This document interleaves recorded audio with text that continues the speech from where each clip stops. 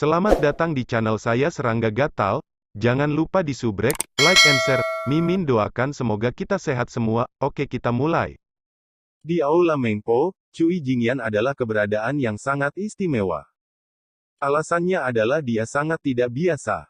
Ayahnya adalah patriark dari 6 klan Netherworld, dan kakeknya adalah Cui Longxiang, salah satu dari 6 Netherlord besar dari Megatron Netherworld. Bahkan ibunya pernah menjadi utusan penyeberangan sungai di Mengpo Hall. Meskipun ibunya tidak lagi memegang jabatan di Istana Mengpo, Yu Wei masih ada di sana. Seperti Mengpo Hall, yang saat ini menjadi kepala sekolah, ketika dia melihat ibunya, dia juga dipanggil Sishu.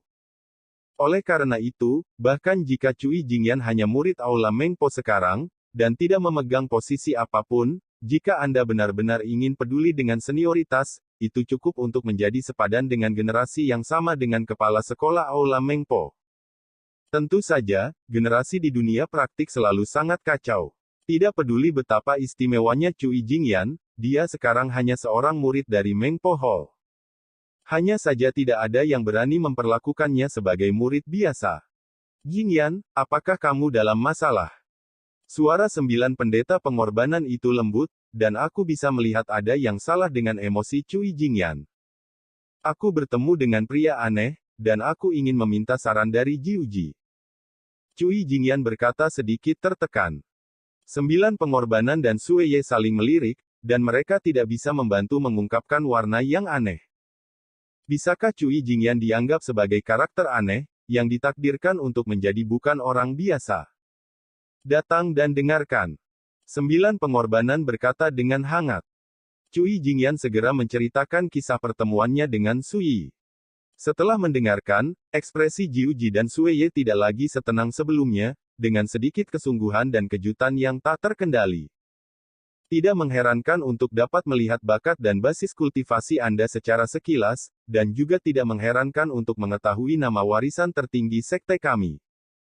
Ke-9 pendeta kurban merenung, aneh dia bisa tahu bahwa di bab ke-9 Sutra Mimpi Buruk Tongsuan Hati, ada catatan mimpi-mimpi tidak ada hubungan. Hanya mereka yang memiliki wali dharma ke atas yang memiliki kesempatan untuk berhubungan dengan rahasia bab 9. Dengan kata lain, peran pelindung di Aula Mengpo kami tidak jelas. Apa yang tercatat di bab ke-9 adalah mimpi ketidaktahuan.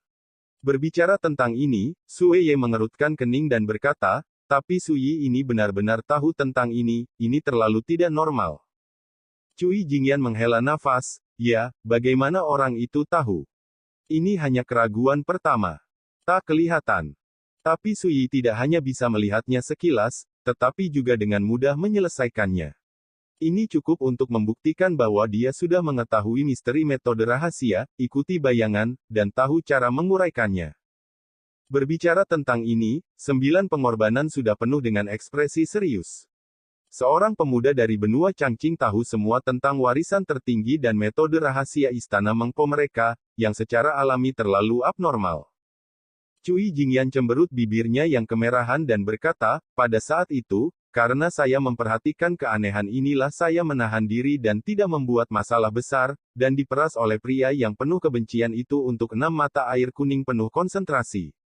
Dan, berbicara tentang akhirnya, gadis cantik dan menawan ini sangat cantik, giginya terkatup karena marah, dan sepasang mata yang indah ingin menyemburkan api. Malu. 6. 9 pengorbanan dan wajah Sueye juga menjadi hitam, dan mereka merasakan sakit di daging mereka. Pil Huangquan Ningxian bukan kubis Cina. Ini adalah harta karun kelas 1 di Aula Mengpo. Tapi Suyi baik, dan dia memeras 6 koin sekaligus. Sepertinya orang ini memperlakukanmu seperti domba besar yang gemuk. Sueye tersenyum kecut. Identitas Cui Jingyan sangat istimewa dan terpisah, dan tentu saja tidak ada kekurangan dari Huangquan Jingyan.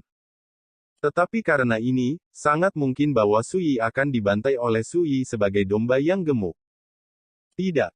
Tiba-tiba, 9 pendeta mengerutkan kening, Jingyan, bagaimana dia bisa tahu bahwa kamu memiliki pil ini? Kelopak mata Sueye berkedut dan dia juga menyadari sesuatu yang aneh. Memang, Suyi tampaknya tahu lebih banyak daripada pil konsentrasi Huangquan, dan tampaknya cukup yakin bahwa Cui Jingyan harus memiliki pil ini padanya. Cui Jingyan berkata dengan ekspresi tertekan, jika saya tahu, mengapa saya harus bertanya lagi? 9 pengorbanan untuk sementara waktu. Sueye menyadari sesuatu, ekspresinya sedikit berubah, dan berkata, dia pasti telah melihat identitasmu. Itu benar, seharusnya orang tua buta dengan lampu hantu yang mengambil sarkofagus untuk memberitahunya. Cui Jingyan mengangguk dan berkata, lagi pula, lelaki tua buta itu telah sering menghantui tanah Xianming baru-baru ini. Sueye menggelengkan kepalanya dan berkata, tidak mungkin orang tua buta itu, ketika kami datang ke benua Changqing kali ini, kepala sekolah secara pribadi memerintahkan agar tidak ada yang mengungkapkan identitas Anda, orang tua buta itu memiliki dengan kemampuan Tongtian. Saya tidak ingin menanyakan hal ini. Cui Jingyan tampak heran, benarkah? Sueye berkata, itu benar. Tapi dia bisa melihat nama keluargaku Cui dalam sekejap. Cui Jingyan terkejut, mungkinkah dia benar-benar mengenali liontin batu giok yang diberikan leluhurku? Berbicara, dia melepas liontin batu giok di pinggangnya, dan wajah batu giok yang indah itu berubah. 9 pendeta pengorbanan berkata dengan terkejut, liontin batu giok ini berasal dari tangan Lord Judgment Ming. Cui Jingyan mengangguk.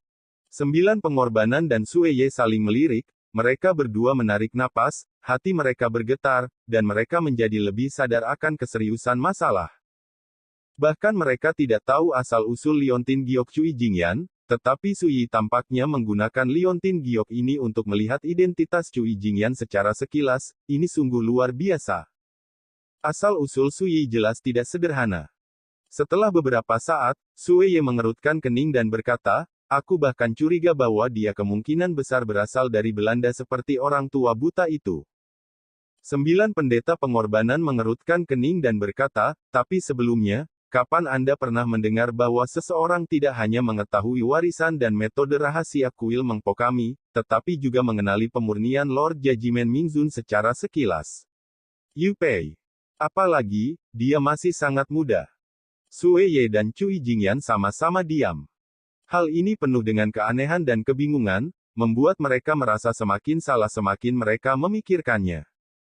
Tiba-tiba, 9 pendeta menyadari sesuatu dan berkata, Jingyan, liontin batu giok ini diserahkan kepadamu oleh Lord Judgment Mingzun ketika kamu datang ke benua Changqing kali ini.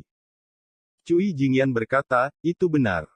9 pendeta pengorbanan bertanya lagi, lalu, ketika Lord Judgment Ming memberikan hal ini kepadamu, apakah dia punya penjelasan?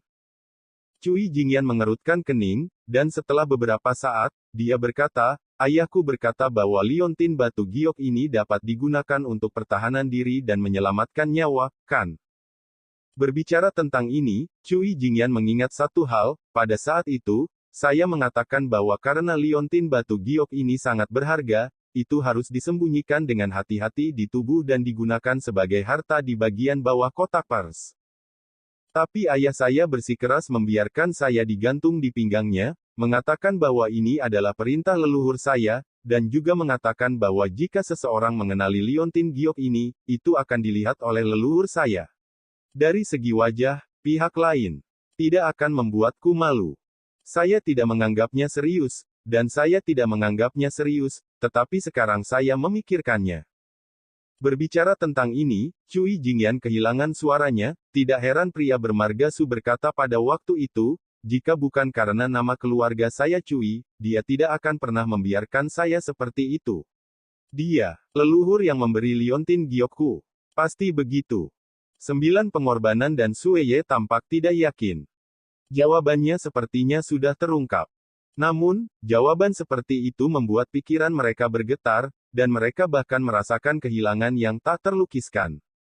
Menilai betapa menakutkannya Cui Longxiang, dia pasti memiliki makna yang dalam-dalam apa yang dia lakukan. Seperti saat ini, ketika dia datang ke benua Changqing, kepala sekolah Mengpo Hall awalnya menolak partisipasi Cui Jingyan, karena statusnya terlalu istimewa, dan dia tidak bisa mentolerir kesalahan. Tanpa diduga, Patriark Klan Cui mengirim surat yang mengatakan bahwa dia berharap Cui Jingyan akan datang ke benua Changqing bersamanya, sebagai tur dan pelatihan. Karena itu, Kepala Aula Mengpo menyetujui hal ini. Tapi sekarang, Jiuji dan Sueye menyadari bahwa pengaturan keluarga Cui tidak sesederhana kelihatannya. Fokusnya adalah pada liontin batu giok dan perintah untuk mengadili Mingzun. Anda dapat memerintah Mingzun tetapi jangan biarkan Cui Jingyan melakukan ini. Mengapa? Alasan memerintah Mingzun juga mengatakan bahwa jika tidak ada yang bisa mengenali liontin batu giok ini, tidak ada perbedaan antara membawa dan menyembunyikannya. Tetapi jika seseorang mengenali liontin batu giok ini, untuk wajahnya, pihak lain secara alami tidak akan mempermalukan Cui Jingyan. Itulah intinya. Ini memberi kesan bahwa penghakiman Mingzun telah lama menyimpulkan bahwa pasti ada seseorang di benua Changqing ini yang dapat mengenali liontin batu giok buatannya ini. Jadi, Cui Jingyan diizinkan untuk datang dan memakai liontin giok ini. Tidak ada bedanya dengan memancing. Liontin giok itu seperti umpan, itu akan terlihat oleh ikan. Penampilan Suyi, seperti ikan yang melihat melalui umpan, juga secara tidak langsung memverifikasi kesimpulan penghakiman Mingzun. Sadar akan hal ini, bagaimana Jiuji dan Sueye bisa tidak terkejut. Tapi setelah shock, keduanya lebih bingung. Suyi, tidak peduli seberapa mempesona dan mempesona dia masihlah seorang pemuda di alam transformasi roh. Mengapa dia menarik perhatian Tuan Mingzun?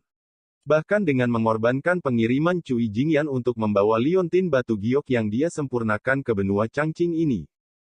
Bahkan jika leluhurku memancing, mereka seharusnya menangkap ikan besar. Bagaimana mereka bisa menyukai Suyi dan junior kecil yang lahir kemudian? Pada saat ini, Cui Jingyan juga jelas menebak beberapa niat leluhurnya. Dia terkejut, tetapi juga sangat bingung. Suasana di ruang rahasia menjadi tertekan dan membosankan untuk sementara waktu. Suasana hati ketiganya naik turun. Jawaban seperti ini luar biasa.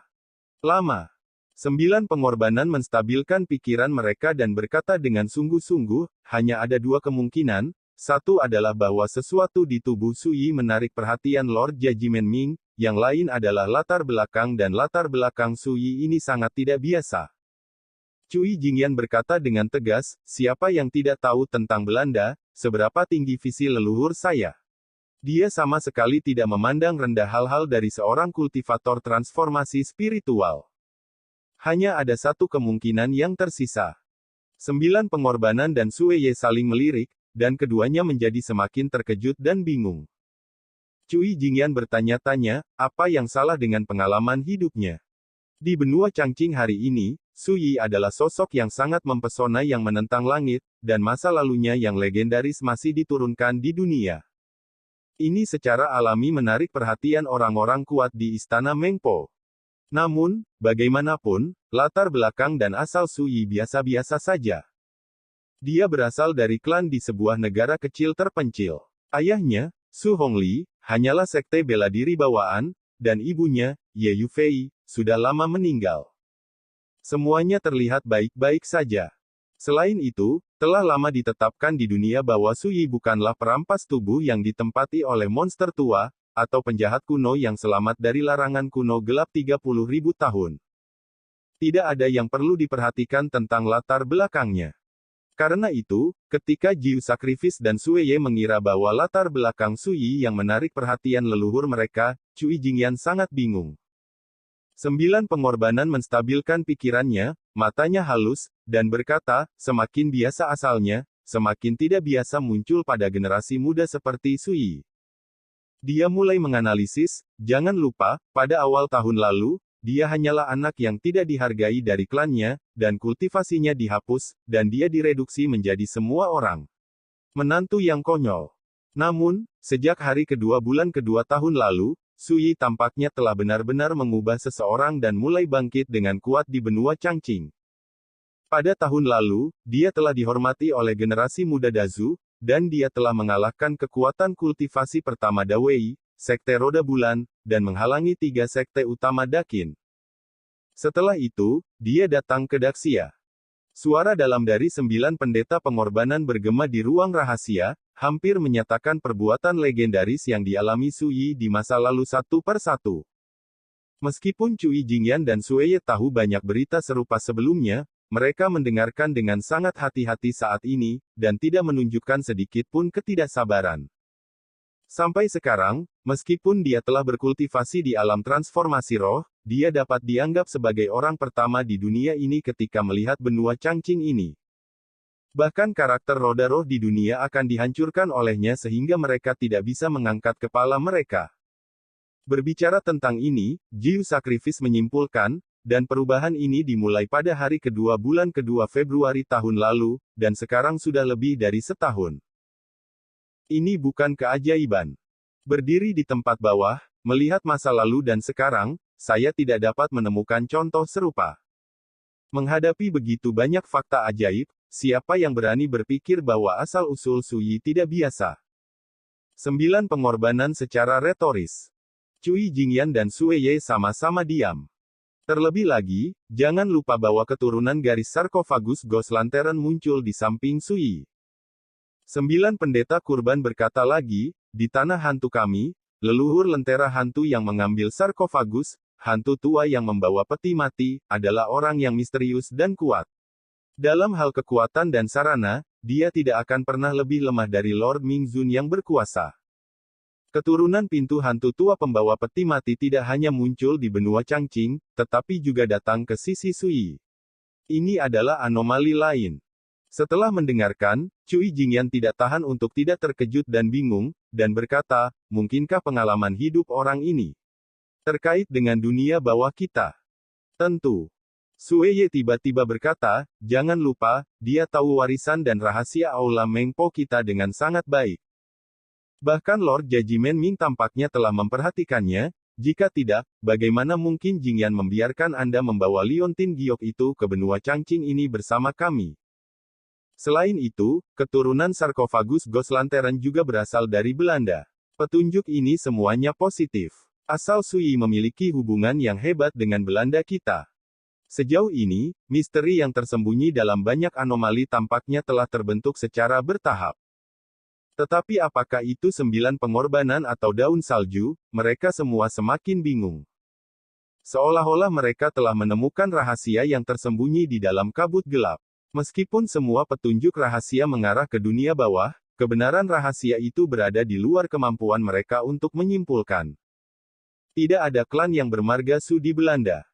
Cui Jingyan mengerutkan kening, berpikir keras, dan berkata, dan pria yang bisa mendapatkan perhatian leluhurku juga bermarga Su. Berbicara tentang ini, Cui Jingyan melebarkan matanya yang indah, dan berkata dengan bodoh, mungkinkah itu Su Xuanjun? Su Xuanjun.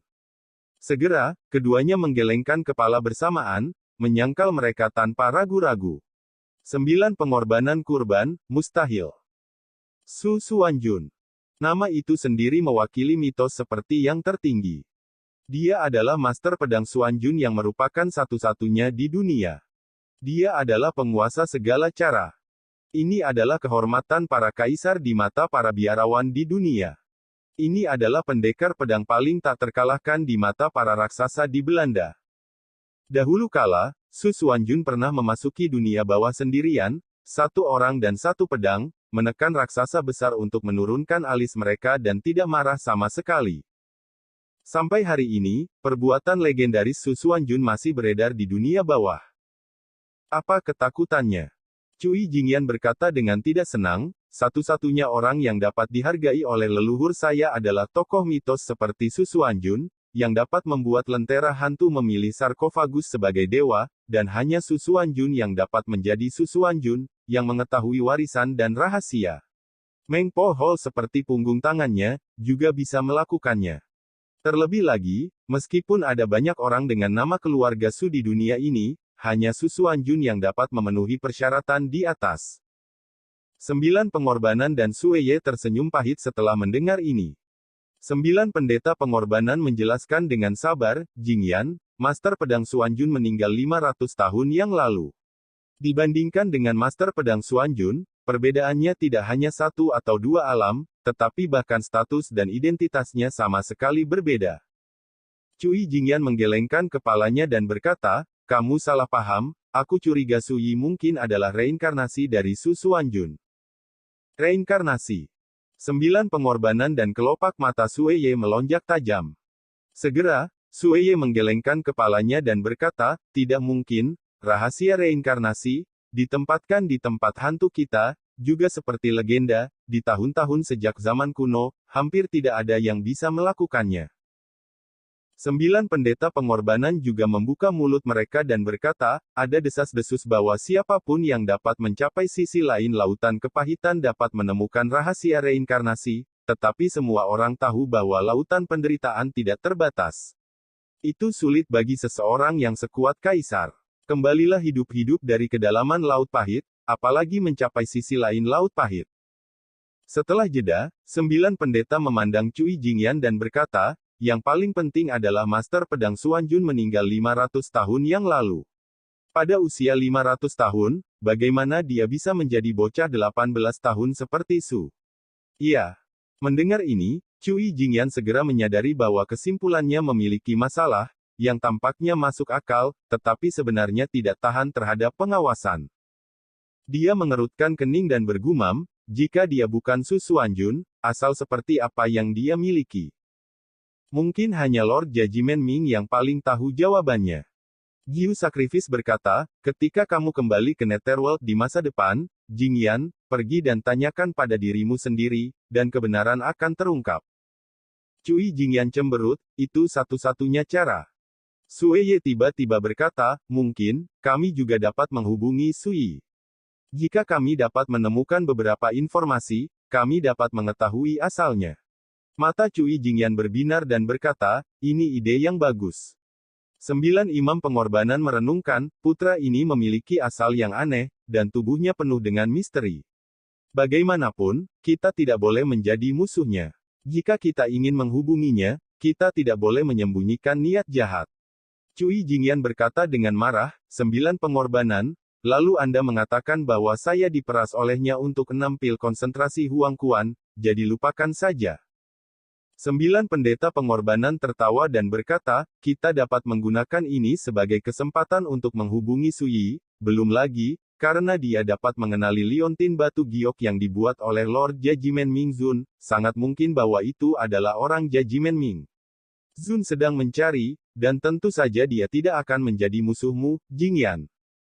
Mata indah Cui Jingyan berkedip, dan dia berkata setelah beberapa saat, itu benar. 3 hari kemudian, dunia benua Changqing yang mempesona pasti akan datang. Ketika kita mengambil benih Changqing, kita akan pergi dan bertemu Sui. 9 pengorbanan membuat keputusan. Pasar bintang ke-9. Little Sparrow, sudah waktunya kita pergi. Acang berdiri di dahan dengan ekspresi sedih. Sosok anggun itu halus dan misterius. Di satu sisi cabang, seekor burung dengan bulu abu-abu terdiam untuk waktu yang lama, dan berkata, saya akan pergi dan mengumpulkan tulang-tulang monyet kecil itu.